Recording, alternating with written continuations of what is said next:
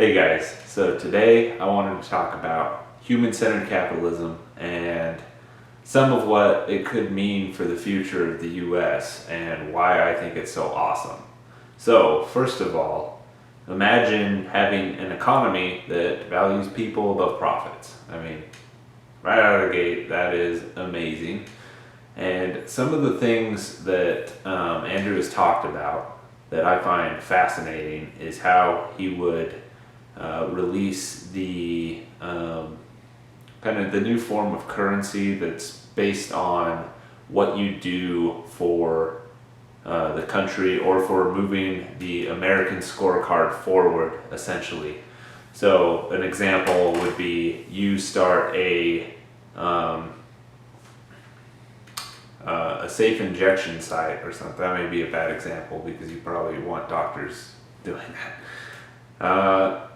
You start a new homeless shelter from your own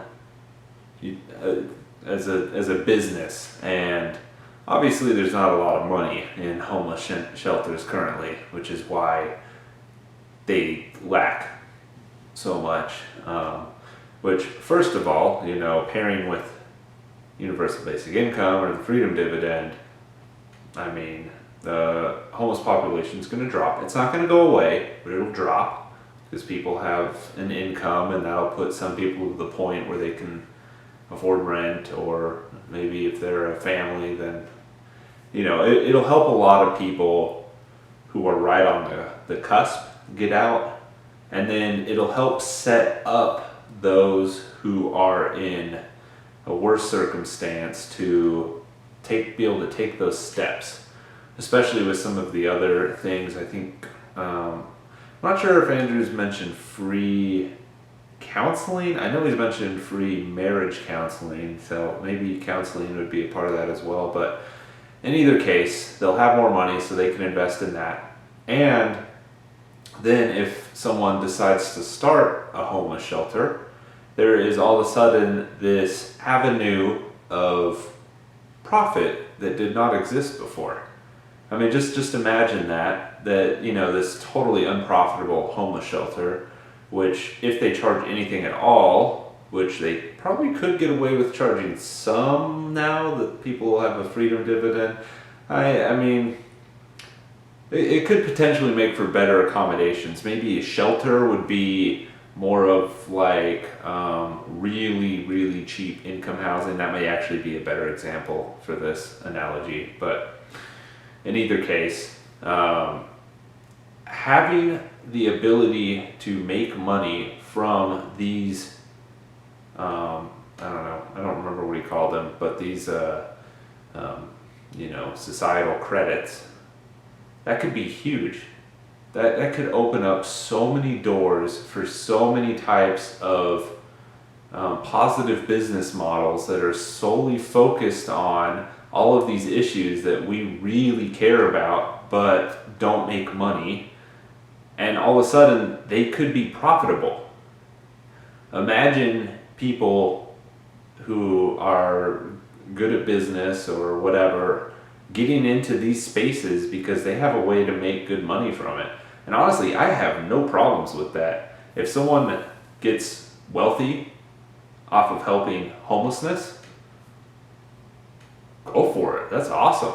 I mean, more power to you. I think that's amazing. And that is another example of, you know how people always say that UBI is socialism, and then Andrew retorts with it's capitalism that doesn't start at zero. I mean, this is another great example of that. It's just like adding this whole nother niche of capitalism, but for stuff that helps the country as a whole. Like, this is just, it kind of boggles my mind when I think about it, because it's like, what other stuff would people come up with? All of a sudden, it could be profitable to help the environment more. Obviously, there's a lot of people working on this, but it just opens up the door for those that are like, I want to make some good money. All of a sudden, there's this other avenue. It's like, I want to make good money, and shit, I could help save the environment too. That's pretty cool. Might as well do that. You know, it's just this whole nother aspect of it. And not to mention the fact that human-centered capitalism just makes so much sense. It's something I've felt my whole life. You know, I've never felt that strong of a, I can't think of the right word for this, but I've never felt like I needed to, you know, put my all in at a job because it's so easy to be replaced. You know, I have never been able to invest fully in that, and I never understood valuing people by what they make. It just doesn't make any sense to me. I am guilty of the whole, you know, oh, you should become a coder thing a little bit. Obviously, that's ridiculous for some types of people, but I definitely pushed some family, not like insanely hard, but it's something that I would recommend because it was profitable, even if they had no interest in it. You know, it's awesome to see us starting to veer away from some of these illogical things that the only reason we consider them logical nowadays is because of how our system works. And as you alter the system, all of a sudden, all of these other different pieces come into play that could seriously change how our economy functions and how our society functions.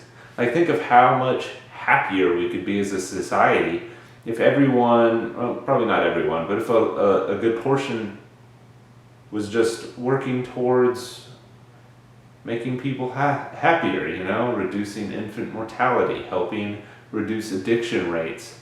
And then all of a sudden you get all these different businesses springing up. Instead of trying to wring you out for every dollar you have, they're trying to help you out as much as possible because they're getting more, I still don't remember what it's called, but they're getting more of the, I don't know, the freedom dollar, whatever he called it.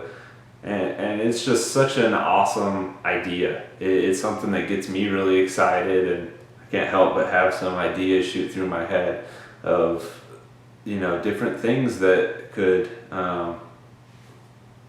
really start to improve. And it's just very exciting, and it's just another reason why, you know, I obviously support Andrew, and I think, you know, if more people understood what this actually means for the country, I don't see how they could not support him. I mean, I understand that all the people that have been involved in politics, like, I didn't have any of these layers, but all the people that have been involved in politics develop these outer layers of just rigidity of like, oh, I'm for my people, not yours, and it takes some time to, you know, because they got to remove those layers themselves, which is why I think, you know, another strong point for Andrew's message of humanity first, because these layers are special in the fact that you're not going to get rid of them with a hammer. In fact, you'll probably just add another layer, like, look how aggressive the other side is, or